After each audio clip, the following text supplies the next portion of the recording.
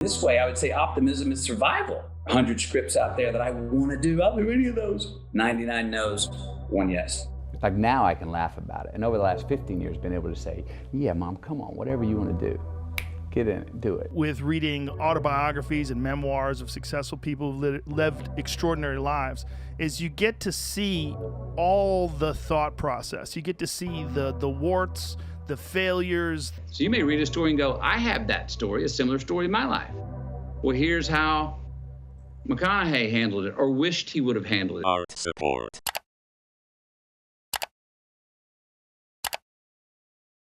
This way, I would say optimism is survival. It's like, well, okay, if it's all for nothing, it's inevitable. It's like we're on the way to dying. It's over. We'll never know if this is the end or not. So hell, or if there's anything after it, and it's hardships and overcome. Okay, since that's inevitable, and we got to do this thing anyway, if we're choosing to stay in life another day, so what's a better way to go about it? Saying it's all for nothing, or realizing right there when you go, it's all for nothing? No, that's why fucking it's all for everything.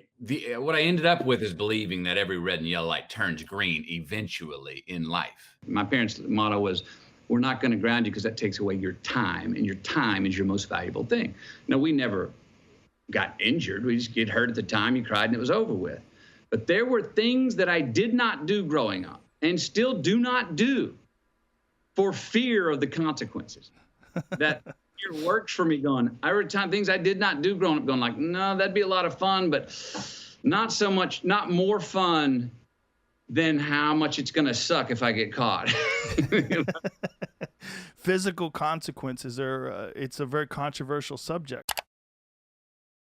I'm not going to gripe about it because that check is already cashed. Right. That's right. I can't go back. If it's inevitable, I'm going to figure out a good way to get through this. So you see where I've spun a few things here in perspective, not denying the inconvenience, but saying, hey, if this check is cashed, here's how I'm going to try and get constructive and do it. And I think the tool that I talk about in the book is, when faced with the inevitable, get relative. So one thing is, when do you deem a situation inevitable? Yep. And then the other art is, when and how do you get relative with that situation? You either persist through it because you want to get what you want, or you pivot, or you hold up the white flag and go, no, I'm fighting another day for something else. What were the things that, when things were going great, what were the common factors? Check in with yourself before checking in with the world when you wake up in the morning. Really just sit there and take a little time. Read a little something that's between me and me. Write a little something that's between me and me before picking up the damn phone and saying, hey, what emails came in, or hopping out in the kitchen and going, and everyone else is already up going, hey, what's up? You don't have your dad to rely on anymore to catch you when you fall. And what it was, as soon as he passed away, I noticed that all the things that I was revering in life, mortally, like the fame, people, that success, money, they lowered down to eye level. Things that I was looking up at, and all the things that I was patronizing and condescending and going, oh, sloughing off, that's not worthy of me. They rose up to eye level. And I remember saying, boy, the world is flat. I'm looking it in the eye. I see further, I see wider, I see clearer. I've got to take ownership of myself. So don't trip yourself running downhill and face plant and break your frickin' nose just because you needed some resistance running downhill. Yeah. Because trust me, that uphill's coming. You know what I mean? But to go like to the first part of that, I'm a big fan of creating resistance to keep myself in check.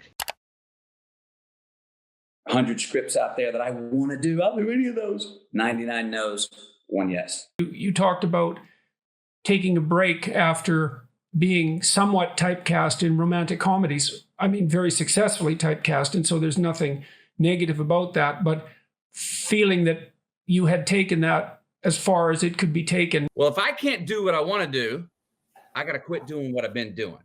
That's right. And I went off back down to Texas and hid out and called my agent and money people and everything. Said, I'm not doing those anymore. 20 months, nothing, no work. 20 months. Nada. There's 100 scripts I wanted to do. I would have done anything to do any of these scripts. 99, no, you can't. 1, yes, you can. When I go break a sweat, all of a sudden, all those things that were stacked vertically on my shoulders, my responsibilities, lay down and they're laterally out in front of me. So there's no more weight on my shoulder. And I find that I get those things done better and with more enjoyment if I just go, oh, there they are in front of you. Just handle one, then hop to the next one and handle that, then hop to the next one and handle that. I handle it much more better, but I need those, I see demarcations between my responsibilities if I go break a sweat. All of a sudden, out of those 100 scripts, 99 yeses. You can do any of these, Matthew.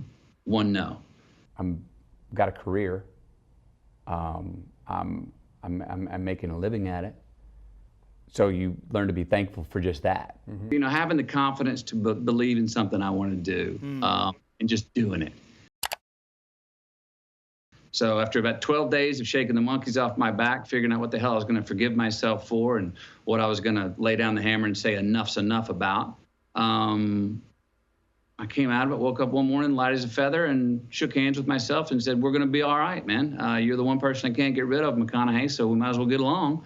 And re-entered, and that recalibration helped a lot to disseminate through all the bullshit and all the excess of affluence that was coming at me at the time. And I found some discernment. But what I noticed was that a lot of things I thought I'd be embarrassed about, I giggled at. A lot of things I thought I'd be ashamed about, I had already forgiven myself for, or now forgave myself for. And a lot of the times where I was an arrogant little SOB, what I realized is that if I wasn't the arrogant little SOB at that time, I may not have had the confidence to put myself in a situation to get absolutely humiliated and humbled. Like now I can laugh about it. And over the last 15 years, been able to say, yeah, Mom, come on, whatever you want to do. Get in it, do it. You know what I mean? But back then I was like, hang on, let me figure this out first. I know more of what I know more of what I'm not than maybe more than what I do or what I am. But I'm aware enough of who I don't want to be, and I'm aware enough that I don't want to, that I need some discernation in this now optionless yeses. And I moved into it, slept on his couch when I moved out to LA.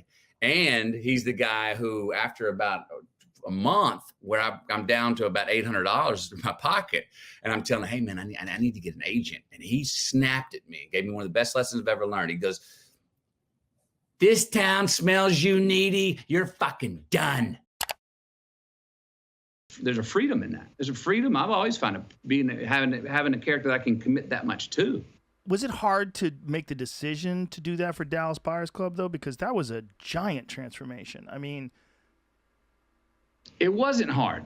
I was looking for something to be all consumed with, something to be obsessed with, a singular obsession. You know, this is my job. So my life revolved around that. My wife made me meals. Trust me, I didn't go to Pizza Hut and say, no, thank you to the pizza, I'll have a salad. I did not even put myself in front of temptations. I was a hermit. I stayed in. My wife made me the meals, and I studied and wrote and created the character all day long. And I never got tired of that. So my world, I was in a bubble. I just put myself in a bubble for 5.5 months. And that commitment to put myself on that island, to know that it's good to have this singular obsession. You cannot go far enough, McConaughey.